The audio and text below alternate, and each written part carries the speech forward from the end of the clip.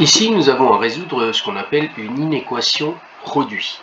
Pour résoudre une inéquation produit, la première chose à faire est de chercher les valeurs de passage.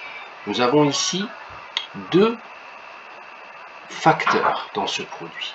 Chaque facteur a des valeurs de passage. Alors, ce n'est pas toujours le cas, mais enfin quand même très souvent.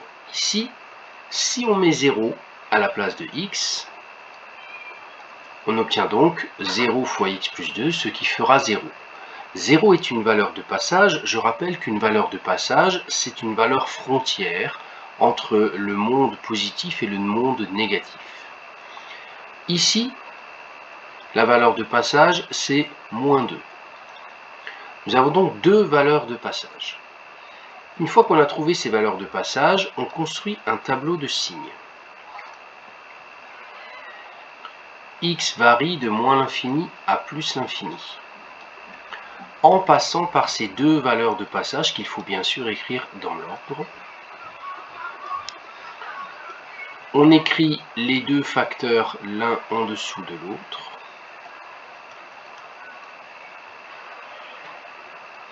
Et ensuite, le bilan, ici, x facteur de x plus 2. Ensuite, ici, pour le raisonnement, comment savoir comment mettre les signes? Alors déjà, les valeurs de passage, on va les symboliser ici et ici. Et donc, on se retrouve avec les deux valeurs de passage à la fin. Et maintenant, il faut simplement reconnaître quel type d'expression on manipule. X est une fonction affine. Son coefficient directeur, c'est 1. Ce qui veut dire que votre fonction affine ici est croissante.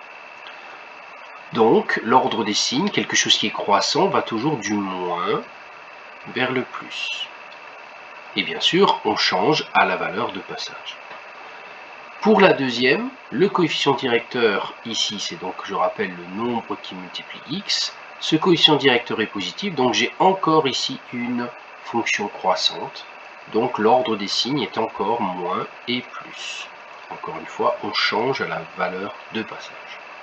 Pour le bilan, il suffit d'appliquer la règle des signes que vous connaissez bien. Moins par moins, plus. Moins par plus, moins. Plus par plus, plus.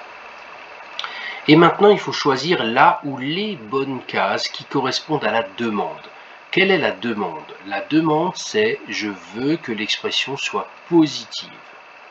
Et donc, je vais chercher les deux cases dans lesquelles je vois le plus.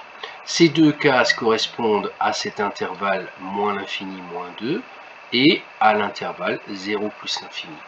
Et donc, je vais écrire S égale, S qui veut dire ensemble des solutions, c'est tous les nombres qui sont entre moins l'infini et moins 2, union 0 plus l'infini.